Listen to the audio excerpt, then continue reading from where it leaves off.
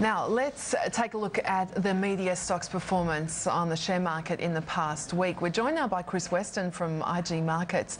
And Chris, good to see you. First, actually, I wanted to ask you about the company that isn't listed.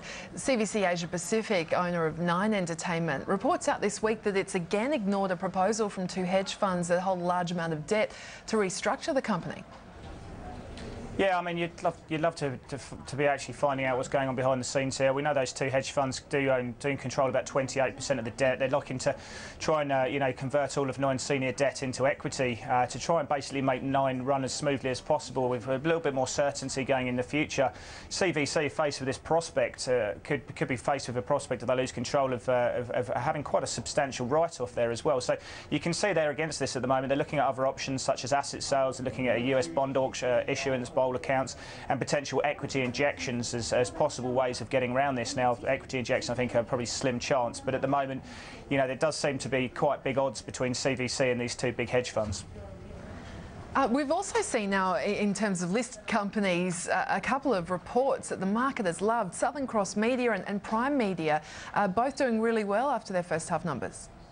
Yeah, two stocks I don't really speak about a huge amount, but perhaps I should focus them on a little bit more. Both are trading at 52-week highs after the announcement. If you look at Southern Cross, it's up 8% since it reported. Now, Prime hasn't actually traded today. Again, this is one of those really small cap ones where you don't always see the great liquidity coming through, but very strong result. It's had a nice rally from the 65-cent base it's been making.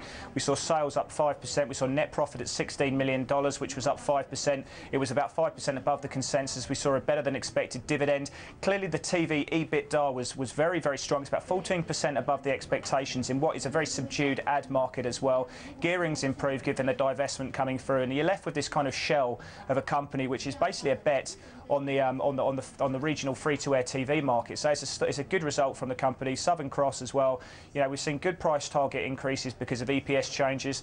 The EBITDA was flat, 124 million, but it beat the expectations of the market. They've had very, very strong cost controls, which were down 4%, which has really helped that bottom line because the top line growth we saw from the metro radio side of things was actually quite strong. The outlook wasn't great. It was subdued as we'd expect, but a good result, and both stocks are trading at 52-week highs at the moment. Chris, appreciate your time. Thanks so much. Thanks, Bridie. Well, let's just continue with one of those results, Southern Cross Media there, and get James's view on this, because obviously a story we've talked a lot about is one of its big radio stars, Carl Sandilands, and that incident late last year that saw a lot of advertisers cancel their spots. What did the CEO, Reece Holleran, have to say about it? Well, he said the impact was very minimal. I think it was certainly overestimated at the time and has been for a long time since then. I think a lot of revenue probably might have come out of that show, but perhaps went elsewhere at either Today FM or in Sydney or else around the network. So I think the actual revenue that washed out of the company in total was quite small. He said, look, it's hard to put a figure on it, and he didn't want to do that.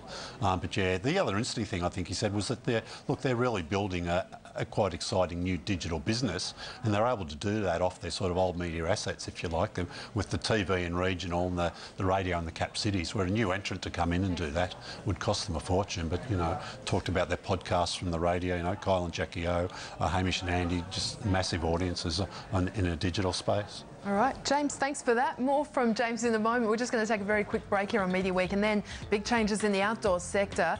Who could be next in the sights of private equity?